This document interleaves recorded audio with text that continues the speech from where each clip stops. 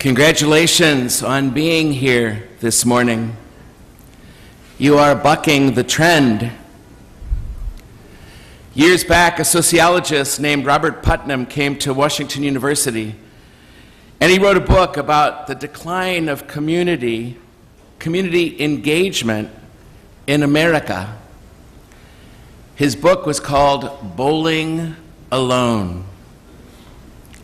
And in his book, he described the culture's retreat from traditional in-person social networks like civic groups, service clubs, and yes, even churches, and how we've replaced it with more isolating kinds of entertainment, interaction, made possible now by technology. In the last quarter of a century, attending club meetings declined 58%, he says. Family dinners declined by 33%. Inviting people into our homes, even to share some time, decreased by 45%. In the late 60s and early 70s, a crucial tide turned in the United States. League bowling, that was always so popular, declined by 40%. Americans are bowling alone. Just about that time, as if on cue, Mark Zuckerberg founded the social media platform we call Facebook while he was just a sophomore in college. Originally, it was supposed to be a platform for college students to check one another out. But now Facebook is a worldwide network of some 2 billion users who interact with many friends, some of them who have never met ever in person. What was originally a chance to connect and reconnect with new and old friends has morphed into this global phenomenon that purportedly shrinks the distance between people and gives people an opportunity to interact and share themselves with one another. For sure, we all know Facebook's in trouble now for some of the ways it uses information. They were caught with their hands in the cookie jar on that one. But now Facebook is engaging in a new mission. With a nod to Robert Putnam, Zuckerberg noted last year, and I quote, "It strikes that for decades, membership in all kinds of groups has declined by as much as 25%. That's a lot of people who now need to find a sense of purpose and support somewhere else." End quote. And for him, that somewhere else is Facebook, which he sees as a postmodern, post-traditional form of church. He goes on, "People who go to church were likely to volunteer and give to charity, not just because of their religious beliefs, but because they're part of a community." He's absolutely right. People in community are more generous. They're good people, and they tend to be happier in community. So Facebook, as a kind of church, it doesn't rule out God for sure, that's true. But it does lift up a kind of community for only community itself's sake. In the Facebook church, who or what is being worshiped? What's the community's purpose? And what about all the people who have yet to log in? And perhaps even more importantly, what do all those cat videos people post every day have to do with any of this?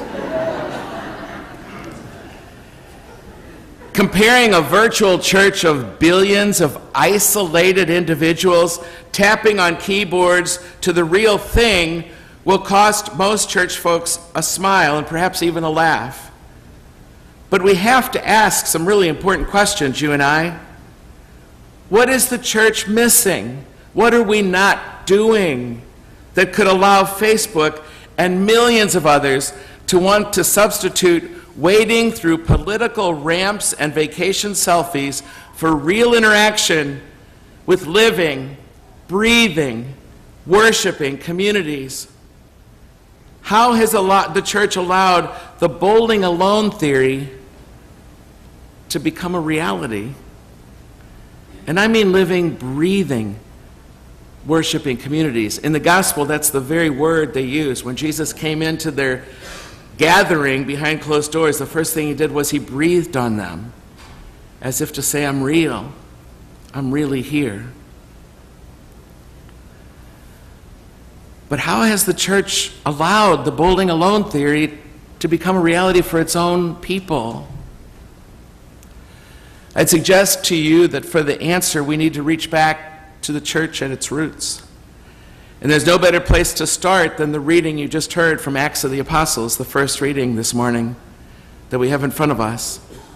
And also the story of John, the story from John's gospel you heard, also proclaimed.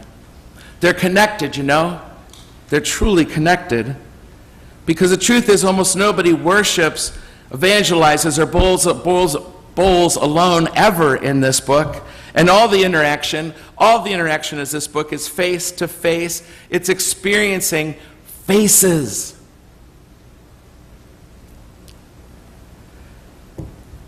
That's what the church does, you know? While Facebook's innovation has an amazing impact on the world by bringing us faces of families and friends, right to our screens, right there in front of us, wherever we are, the church allows us to experience faces, the faces and lives of the people in the community of faith, a community in which we act and serve and work together in love and for the glory of God. From the very beginning of the book of Acts that you heard proclaimed, we learn that God, via his Holy Spirit, created this community called church, not for the purpose of people merely checking on another out, but for introducing people to the good news of what God has done in the life and death and resurrection of Jesus Christ. The very premise of the community we call church is that God can be experienced in this Jesus.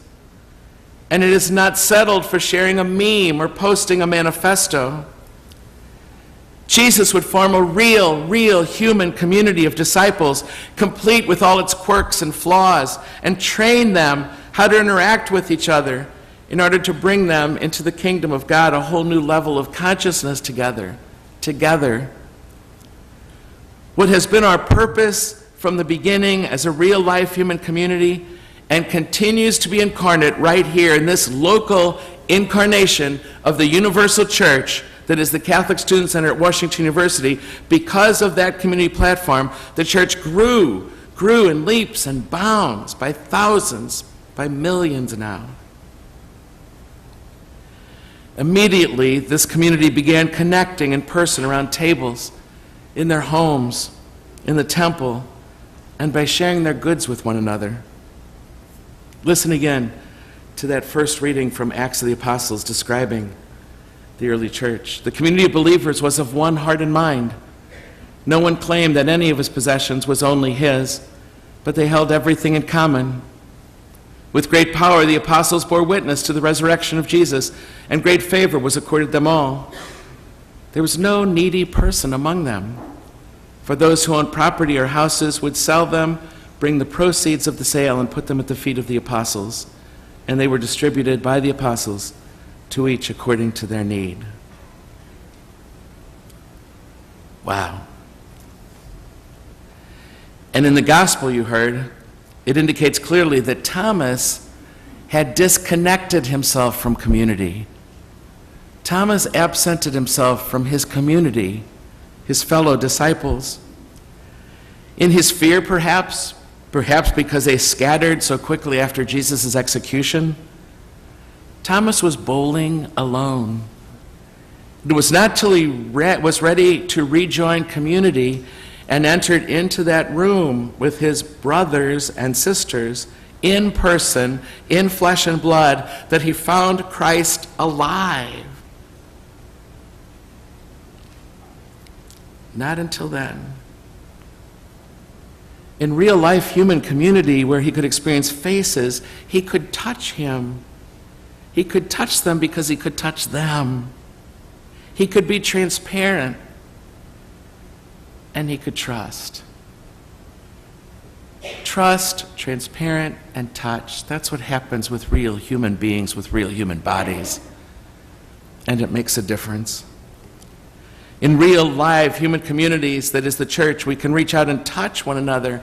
And touch is essential to human well-being, and it can give access to the embodiment of God that is the person of Jesus, and the embodiment of Jesus that is flesh and blood, human community. That's how it works, you know? Alone on a keyboard, isolated, there's nobody to touch you, and there's nobody you can touch. We can experience transparency because He is embodied in community. We become increasingly, and this is true over time together, we become increasingly transparent to one another and with one another. And all of a sudden, true intimacy is possible. Because when you do something as vulnerable as maybe hold somebody's hand, maybe not, but you hear somebody praying next to you, accessing a higher power than themselves, admitting they need it by being here, there's a vulnerability to that, you know? True intimacy is possible, and shared service. We learn one another's strengths and weaknesses. In times of great need, those needs are known to the rest of us. Maybe oversharing a conversation, maybe just meeting somebody before Mass, maybe out on the patio, maybe talking in the choir, showing up for choir practice. It's all there. We get to know who lost their job or who got a bad health diagnosis right there. We learn how to tell our personal stories and listen to other people's, and how to be transparent about the most important parts of our lives. And in the experience of it all, we end up touching the risen Christ. And finally, trust. Trust is absent from something like Facebook. It's not possible. If people trust too much there, they're going to get in deep doo-doo. Trust is necessary for community. It's necessary for our human lives. When we share both what we have and what we need, something profound happens I would call the risen Christ. Let me go back to Facebook one last time. I am on Facebook, by the way, but not for the last 3 months. Originally, Facebook allowed college co-eds to compare photos of fellow students to determine whether or not they were hot or not. It's the kind of human comparison we have been doing since Adam and Eve discovered they were naked. It's little wonder that as Facebook morphed into reality, it caused users to want to put forward their best selves. Everybody wants to put forward their best selves. They want to manage the impressions. They want to take 3 selfies and pick the best. They want to manage the impressions people have of them. That's anything but transparent.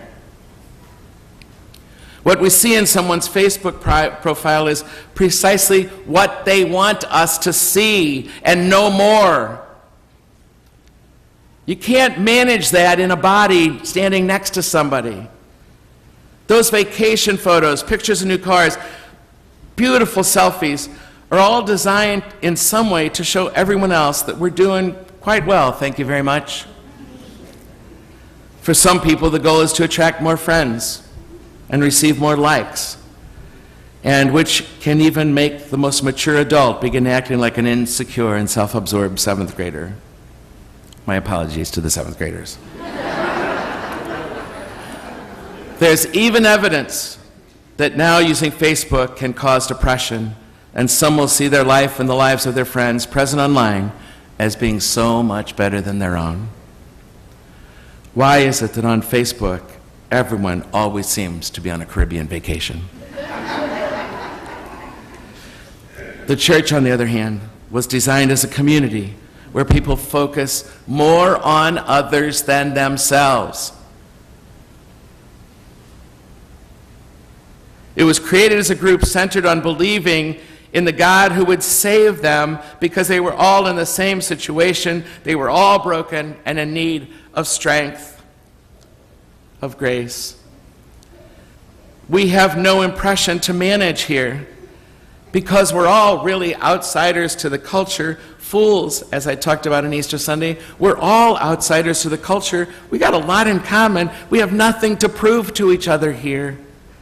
Instead, they were of one heart and mind, completely focused on what God had done for them in Jesus. They modeled their lives after him by voluntarily sacrificing and caring for others to the point of saving and sharing their own possessions to be available to everyone else in the community. And finally, coupled with that deep sense of community, there's this central story that drove the churches, that drove those communities to action and mission. The story is why we're here. The story is the centerpiece of why we're here. It's what brought us here. It's what we go out to tell the world. The apostles' testimony that Jesus had been raised from the dead. That story became the motivating, uniting factor of the church in its life and its work. Indeed, it's what made them church in the first place. Facebook doesn't have an overarching story. Just stories of those who choose to put their story out there. It has no authoritative testimony other than individual opinions. The vision behind it is just a human desire for self-elevation. And in our church, in this community, that's a sin. It was the need for real, live human community that led the early church to be generous with one another as God had been generous with them. They encouraged each other, which is something that is often in short supply on social media, where cyberbullying is more of an issue than cyber encouraging. You can almost tell when Luke is writing this that he really wants that back. He really wants to encourage community like that again. He wants to revive real community in the church. And I hope we do too. Our job is not to tirade about Facebook, but perhaps our work is to look seriously at the ways of community in the early church and see how close we can get to that. And if we did, I'd propose to you we wouldn't be competing with virtual substitutes. We can once again become a people of the story. A people of the story. A story we want to share face to face, experiencing faces. How might our churches do that better? What can we do here at the CSC to build up this community to be more helpful to people who are longing for real human faces? How are we helping people to move from bowling alone and posting online to a real encounter with Christ, who walks through the walls of this building just like he did in those post-execution days. He walks through the walls here when we're gathered inside like this, just like he did then. And this Easter candle that burns is to remind us that he's here. The risen one is here when we come together like this. There is light if you want it. There is, indeed. What's the most extraordinary piece of furniture in any church? It's the pew you're sitting in right now. Because that pew invites former strangers to sit together as family.